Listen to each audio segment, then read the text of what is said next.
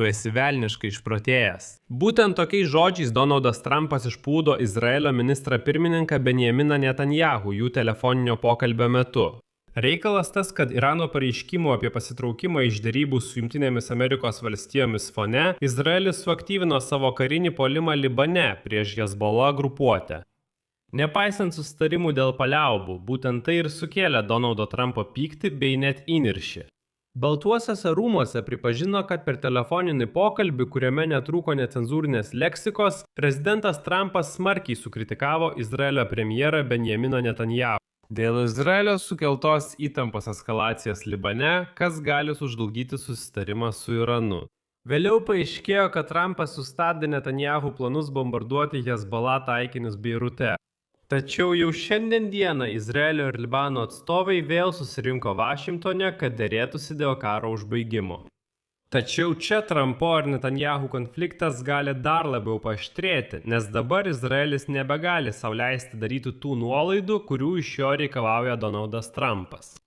Mano vardas Aleksejus Pičis, pakalbėkime apie šią temą kartu, bet prieš pradėdami paprašysiu jūsų užsiprenumeruoti šį kanalą, paspausti patinka šiam įrašui ir parašyti bet kokį komentarą po šiuo vaizdo įrašu. Be to, prenumeruokite mano Telegram kanalą Pičis News, nuorodą į jį rasite šio vaizdo įrašo aprašyme.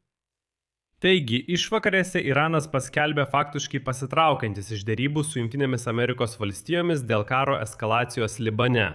Jau šiandien Donaldas Trumpas paskubėjo patikinti, kad visa tai yra melas ir pasak JAV prezidento, derybų procesas vyksta nuolat, o kontaktai tarp šalių vyksta kasdien.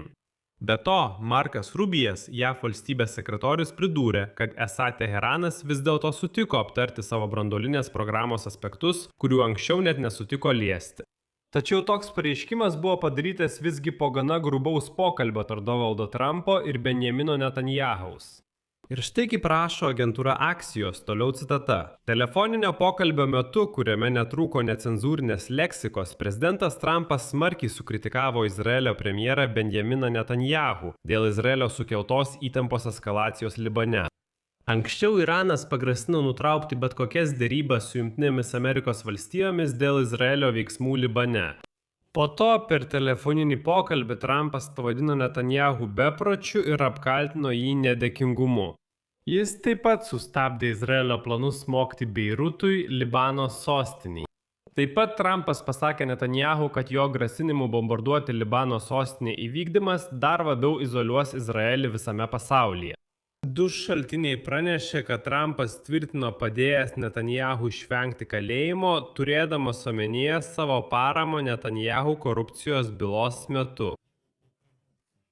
Apibendrindamas Trumpo pasisakymus Netanyahu, amerikiečių pareigūnas pateikė Trumpo žodžius skirtus Izraelio premjerui. Citata: "Tu velniškai išprotėjęs. Tu sėdėtum kalėjime, jei ne aš. Aš gelbėjau tavo kailį. Dabar visi tavęs nekenčia. Visi dabar nekenčia Izraelio dėl to. Ką po velnių tu išvis darai?" Tačiau čia svarbu pažymėti, kad po šių prisipažinimų Baltieji rūmai visgi paskubėjo pareikšti, kad šio pokalbio metu Donaldas Trumpas žinojo, kad Hezbollah apšaudė Izraelį ir kad Izraeliui būtina gintis.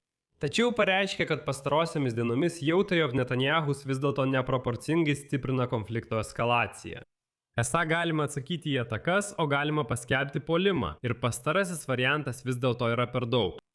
Pažymėsiu, kad be grasinimų smūgiais Beirutui Izraelis iš tiesų plečia savo sausumos operaciją pietų Libane ir planuoja užimti dar daugiau teritorijų, kad išplėstų buferinę zoną. Baltuosiuose rūmuose buvo pareikšta, kad Donaldui Trumpui kelia nerimą tai, jog Izraelis nužudė tiek daug civilių gyventojų Libane. Ir jis nepritarė tam, kad izraeliečiai smūgiais griautų visą pastatą vien tam, kad sunaikintų tik vieną Hezbollah vadą.